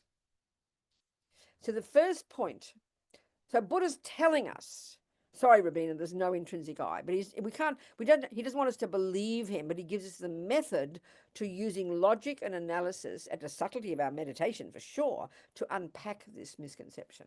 So the very first thing is, though, he says we've got to identify what it is we think the I is. Now, that's the piece that you're doing in the Mahamudra. You're trying to catch out of the corner of your eye, just experientially, no analysis, experientially, trying to catch the way your eye appears to you. And that can only, I mean, we can do that at a grosser level, but when you're in a more subtle meditation, it'll become more evident. But you know analysis. But here we're discussing the way, the classical way of presenting it in the Sutra teachings, in the Lam Rim.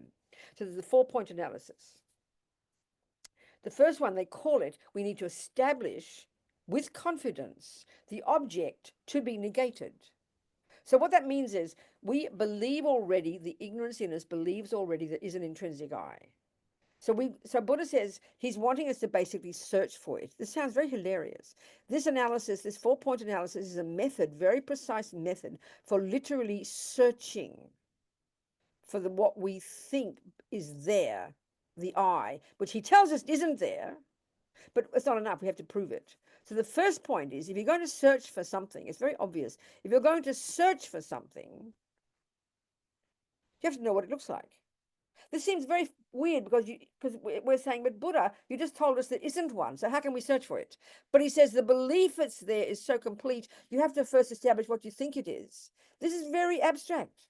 You've got to get a clear picture of what you think the independent I appears, how it appears to you. And then you got to, then you have to do the searching. The second step is you now have to kind of basically set the parameters of your search.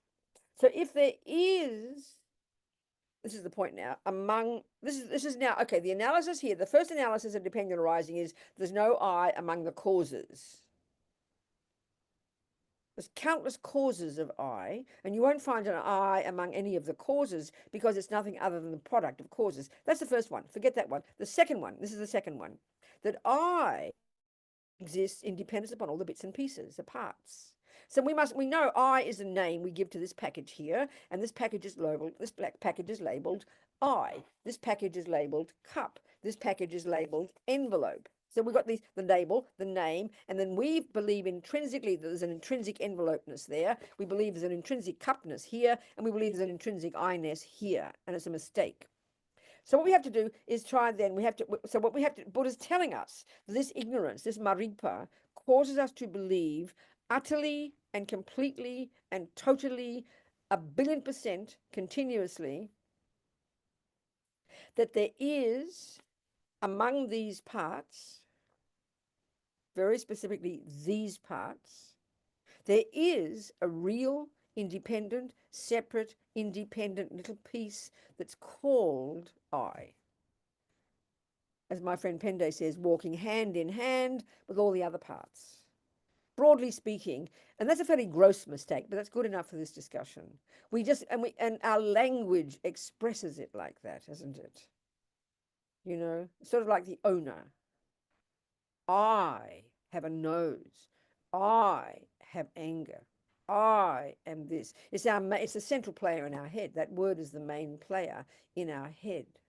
So a very simple way of putting this first point, there's one point here. Sorry, I'll finish the 4-point analysis. The first point is establish what you think it is, the I is. Then you establish there's only 2 options. It's either a little piece in here, separate from the other parts, or it's the whole of me is I. So they all say when you're done, and so then you do the analysis. The 4th point, you come to the conclusion. You know, from doing these analyses. That's your second one. You discuss the parameters. You establish the parameters. It's either oneness with or separate from. And the next 2, you do those analyses. And the conclusion would be that if you can find with absolute certainty there is no independent I in there, and with absolute certainty there's no I that's oneness with the parts, then you've realized the emptiness of it. That's the logic. But the first one is kind of mind-boggling, you know. I think let's talk about that first point, establishing what we think exists. Because as Lama Yeshe says in Mahamudra, once you are crystal clear about how you think the independent I exists, that second you will realize the absence of it. That's the hardest point. This first point is the hardest one. So let me use an ordinary example. You know, if I'm visiting, I say I left my iPad in the lounge and there's 47 other iPads on the table. People all left their iPads there. It's a very simple example. And I say to Wolfgang, can you please go in there and get my iPad, Wolfgang? I left it. And he walks in and he sees 47 iPads. Don't listen to this. He will search among those 40, he could search among those 47 iPads for 10,000 years. But he will never know if Robina's iPad is there until what? It's obvious, until he knows what it looks like. Until he can identify. If I say to him, it's 3 inches tall and it's got red corners and a blue thing on the back. Within a few seconds, he will establish very quickly either of two things. He will say with certainty, there's Robina's iPad, and he will give it to me. End of discussion. Or he will establish with certainty, and this is the way to put it, the absence of Robina's iPad. He will establish with certainty that there is no Robina's iPad. And another way to put that, he will establish with certainty the emptiness of that iPad, the absence of that iPad, the non-existence of that iPad, with certainty. And the only way he can be certain is if he knows what it looks like in the first place. It's a very simple example. Of course, an iPad can exist, you know, but this intrinsic I can't. But the principle is the same. And this is the toughest part. I know when I first met the Lamas, and Lama Yeshe would give us these little meditations, and I didn't know what the hell he was talking about. I got annoyed. What do you mean search for the I? What are you talking about, search for the I? I didn't even know where to start because I didn't know what I was looking for. It's very clear. You don't know what you're looking for. That's why in Mahamudra, because your mind is more subtle, calm, that's the plan, and your little mindfulness fish goes out. Your mind's very subtle, very sweet, very light. And you're going to catch the way your eye appears to you. No analysis, just catching. It's very subtle.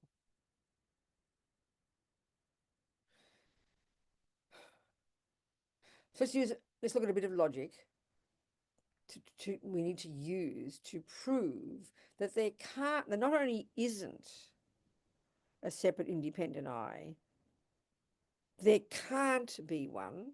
And anyway, you don't need one is the real point. It's so fascinating. You don't need one. It's an addition. It's just the same as saying we don't need a creator. Not being rude, but it's the same philosophical position. Establishing an external creator is the same philosophical position as an intrinsic I. There's something there that's permanent that kind of runs the show. So in this one, an I runs the show, and the world, the creator runs the show. Buddha says we don't need that. Not only is there no such thing, you don't need one, which is an interesting extra point. So let's look. There's many levels of this dependent arising. I'm just keeping it very simple here, very general. Mixing, I mean, you know, if you've studied some of the Dharma, you'll hear me. I'm kind of mixing some of the tenets, you know, but as a general approach. What was that point down there? Oh, you just wrote those 4 things. Okay, so now, let's look.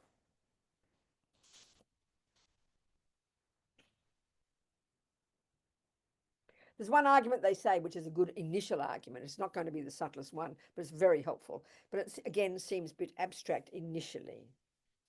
They say very simply, if something exists, you've got to point it out. And it's got to be separate from other things. If you say, so a simple example, you know, I always use a simple example. I have a cup and a phone, right? So we have to establish how many phenomena, how many words I just said, really how many nouns.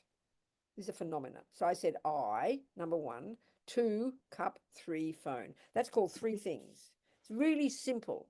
So if that's a valid statement at the simplest level, we know perfectly well you've got to identify a phone that's separate from I and cup and independent, which means it doesn't depend upon I and cup for its existence. So I could drop dead, the cup could break, the phone is fine.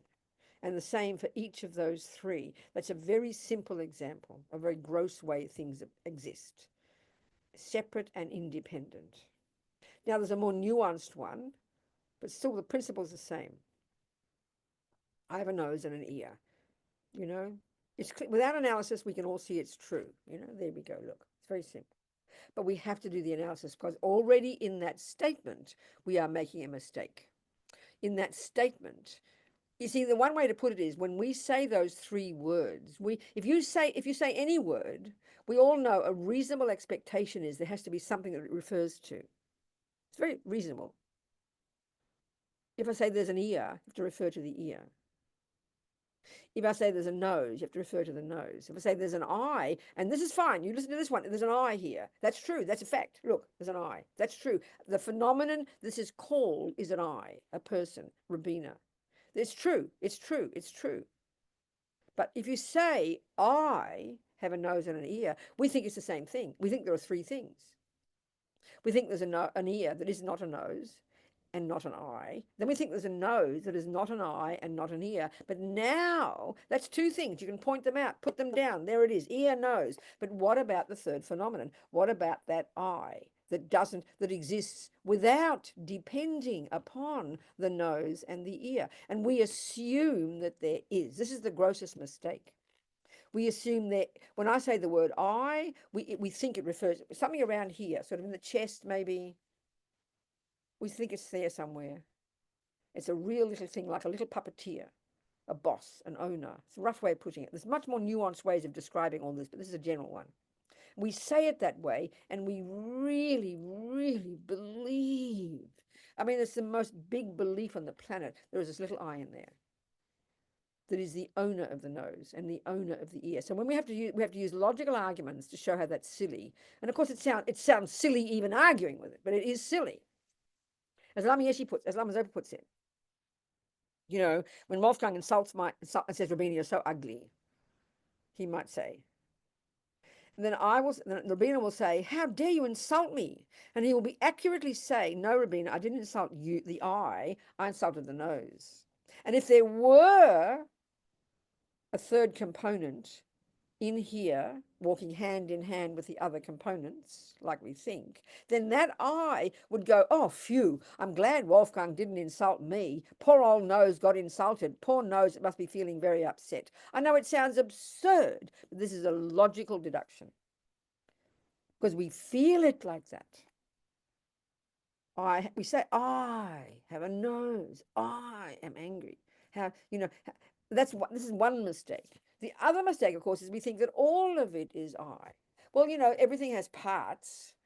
So if you point it out, the I, all of it is I, is equivalent to I. The body, if we just say the body is equivalent to the I, and the mind is equivalent to I. Well, if that's true, you can't say, it wouldn't be necessary to say, I have a mind. It's like saying, I have an eye. What a silly idea. Or it's like saying, and I and mind, if they're synonymous, then you'd say mind has a mind. It's just wasting time. I mean, this sounds absurd to us, but this is the beginnings of some kind of logical analysis to argue with ego's very primordial mistake, So Buddha goes, in this four-point analysis, they're basically saying to search for it, literally, quite literally that. Because if there is a piece in here called I, it won't take long to find it. It's a fact. It's a fact. There's not many things. I mean, not looking in the whole, you don't look under the tree for the bloody eye. You don't look next door neighbor in Russia. You look here. And it won't take long. And this is why I love the IKEA example. It's a brilliant example. They didn't have IKEA back then, but they could have used that analogy. But the analogy is that you search. So you can do this meditation where you take out all the physical parts. You imagine putting them in little piles. Well, there's all the things, and the pee-pee, and the caca, and the breast, and the leg, and the ligaments, and all the parts of the mind, the love, the anger. You've got millions. We know there are millions of bits and pieces that make up I. Make up a person. It's very obvious. That's why IKEA is a brilliant example. Why? Because Buddha's telling us you don't need an I. Meaning, this is the thing, so beneficial. This is such a beneficial way of looking at it. If you go to IKEA, you've seen on the computer that there's a nice eye for sale, and you get all excited, you want to buy one, and they give you a box. We know that. They'll give you a box. You've got to build your own eye. So what that means is they've already constructed that I, and they know, this is the point, they know exactly the job, the function of every tiny piece. And we know that when you get your table, they give you the right size screws. They don't give you 5 legs and you have to cross your fingers. They don't give you 3 tops or a half a thing. They've built the table, and this is the point. It's a very powerful point. Every tiny piece of that table has an exact function. And when it's made perfectly, there's not a tiny bit of anything extraneous, and there's nothing missing. It's exactly the same with the phenomenon called I.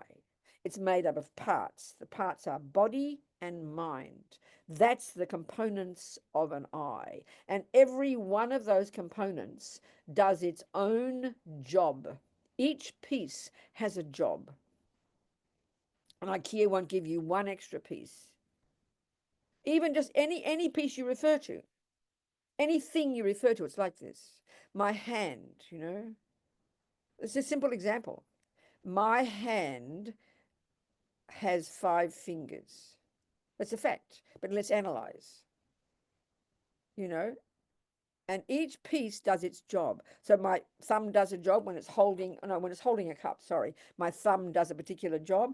The index finger does its job. The middle finger does its job. The ring finger does its job. The pinky does its job. The wrist does its job. Each piece is all involved, working beautifully, harmoniously together to do the action of holding a mug. So there's no space for an I in here. The I is sort of all upset. I want to be part of the job. Give me a job to do in holding the cup. No, you don't need an I to do anything. The parts do fine, including the mind. The commonest way we think of it, the job of an I, is to run everything. It doesn't. You don't need it. You don't need an I. There's no job to be done. This is the final dualistic view of an external thing that runs everything, which is the creative view or the other one.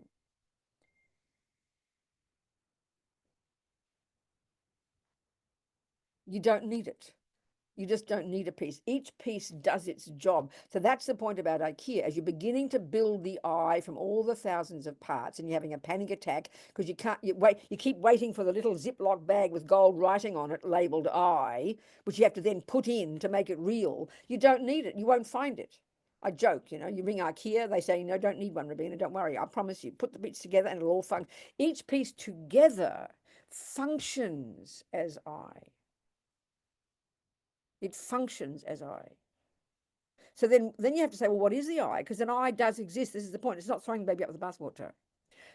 This is the final level. I is the name we use to refer to those parts. It's merely labeled I. This is more subtle than it sounds, but this is the words, So everything exists like that. As Lama Zopa says, when you realize this I doesn't have an intrinsic nature by thinking about how it exists dependently, he says from the side of the I, there's not a fraction of anything there that makes it an I. And it seems like from this as if there's no I, but there is. Dependent arising, there is an I that does exist, that does function. But what does exist is so subtle, it's as if it doesn't exist. So these two truths, that there is a dependent arising I, merely labeled finally, and there is no intrinsic I, these come together. They say finally when you realized in your meditation, the greatest yogi, in the subtlety of their meditation, after lifetimes of practice and analysis and meditating, when it dawns on them for the first time, nakedly and crystal clear, they discover the absence of what since beginningless time they always thought was there. But they've discovered that I, that independent I, could never, doesn't, and has never existed. So Lama Zopa says the greatest yogis experience utter bliss in the discovery of this reality.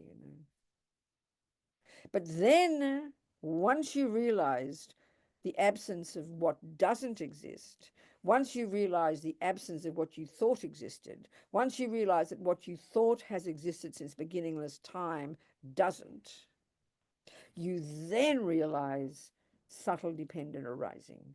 You then realized it is merely labeled dependent arising. So as His Holiness the Dalai Lama says, the I isn't empty of independent existence because you can't find one, and I'm adding, and you won't. The I is empty of independent existence because it's a dependent arising. This is the two truths together.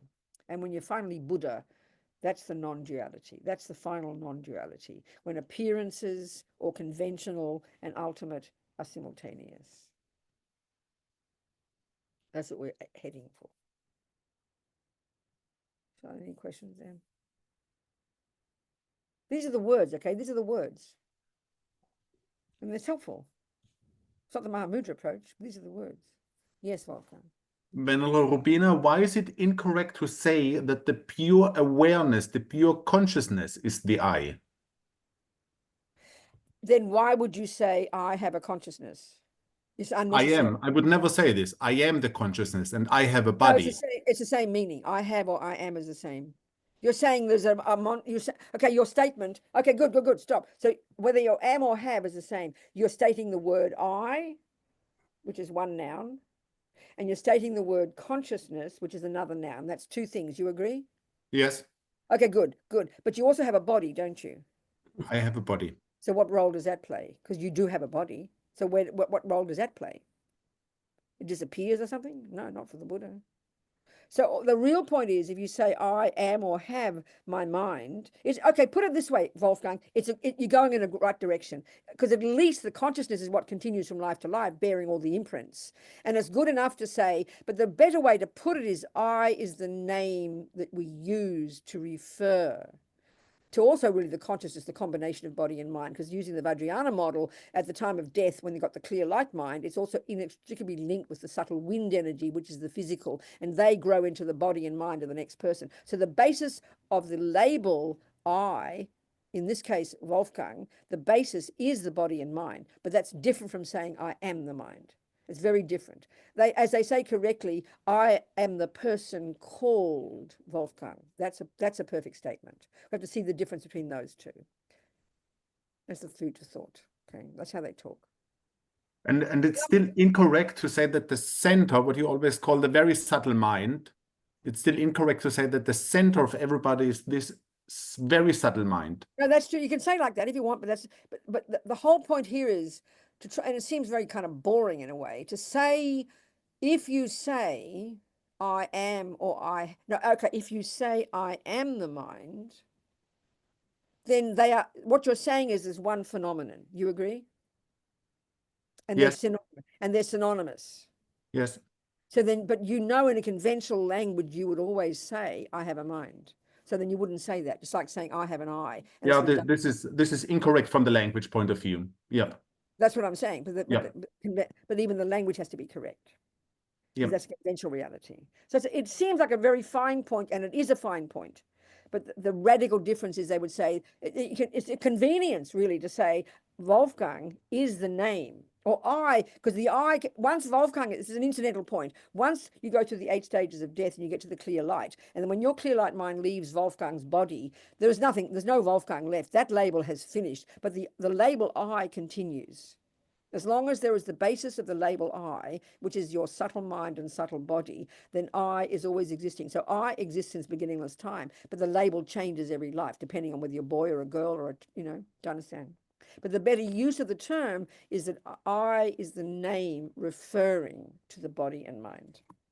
It's not meant to, it's meant to be a huge, that's why when the people, go on. Say and so what's going on with this very subtle mind? Why is it incorrect that that's the Atman that we have in ourselves? No, that's a separate, the Buddha would say the mind and the Atman are separate phenomena. If there is an Atman, it can't be the same as the mind. If it is the mind, you just call it the mind and be done with it and just leave it. Don't bother saying I have an Atman. Don't bother. Okay.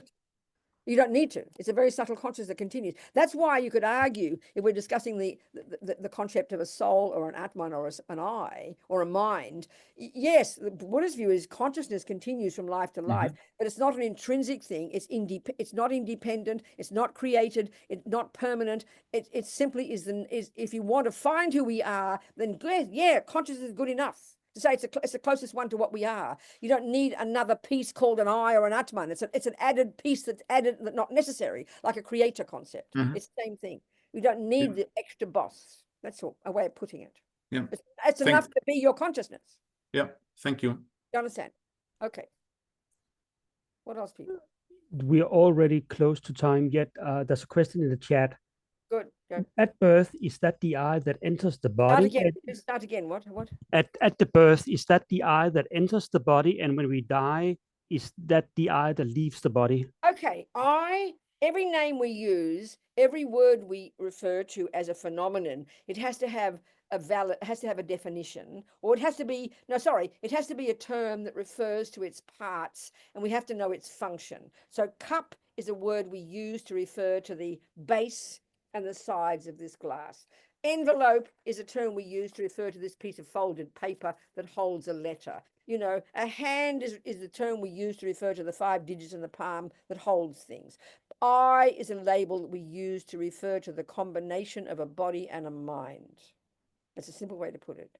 So that body and mind go through this is a Vajrayana, go from the grosser level, the sensory level ceases, the grosser mental consciousness ceases. We get to the very subtle level, the clear light mind, the subtlest level of our consciousness.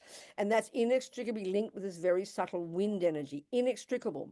That's always the basis of a label I. So Wolfgang, when he's alive and he's a boy, Wolfgang is the label for him. But when he gets to the time of death, his grosser level has ceased, his subtle level has ceased. He gets to the subtlest level, his very subtle mind, inextricably linked with this very, very subtle wind energy. That now is the label Wolfgang is over, because the body and mind of Wolfgang have gone, but the label I continues. As long as there's a combination of body and mind, you'll always have an I. So the I goes from life to life, but changes the label, whether it's dog or Wolfgang or girl, you know.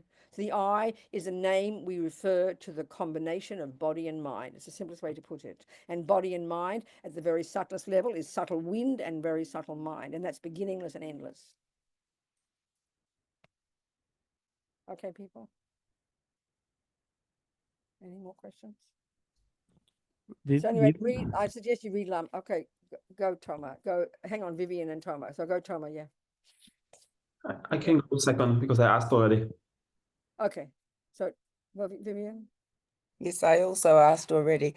I'm just have an example, and I wonder if this is the case, that we are led to, or we are raised to believe that there is an I. I think of myself, it was as an 11 and 12-year-old at school, and thinking everybody is somebody. They are an I. They have an identity. Why do I not have one?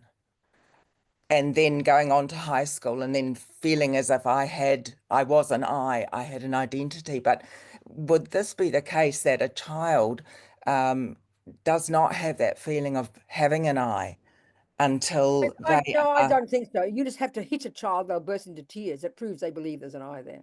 If you had realized emptiness or got bodhicitta, you'd be completely different, and you wouldn't be grasping at your I. You wouldn't be grasping at an independent I. But if you get upset, cry and get depressed and feel lonely, it's because you believe in an I. Right. Yeah.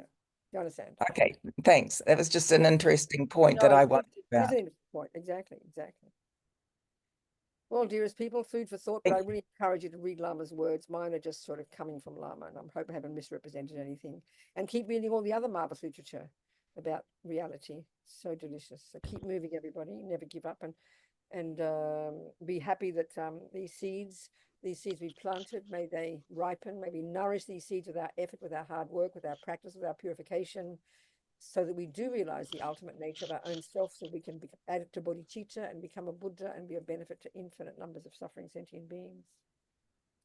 Changchup Semchog, Rinpoche, Makie Panam, Kegu Chig, Ke Panyampa, Mepa Yang, Gong Ne, Gondu, Paba Shog, Gewa Din, Yudu Dag, Lama Sange Drubgyo Ne, Drawa Chikang Malupa, De Sala, Gurpa Shog. Thank you, Venerable. We'll Thank just you. say the Thank you. prayer for the- we'll And just say the happy prayer. birthday We'll just say the tomorrow. prayer. Thank you, Hang on a minute. Venerable. Happy birthday. Hey, darlings, but I want to say the birthday. prayer. Venerable. I want to say the prayer of Lama Zopa, His Holiness wrote for the return of Lama Zopa. It says, pray the words of His Holiness, peerless teachers, assembly of children, the victorious ones, Shravakas, Pratyeka Buddhas, victorious Lozang, father and sons, together with lineage, all the objects of refuge of the infinite lands, please now bestow the virtue and goodness to accomplish this prayer. In holding and spreading the Muni's precious and complete teachings through explanation and practice, you wore the armor of patience that's never discouraged. Incomparable, venerable Guru, to you I make request. Sole gateway through which all benefit and happiness emerge while striving exclusively for the welfare of the victorious one's teachings and mother living beings, you suddenly departed to peace. Such a loss.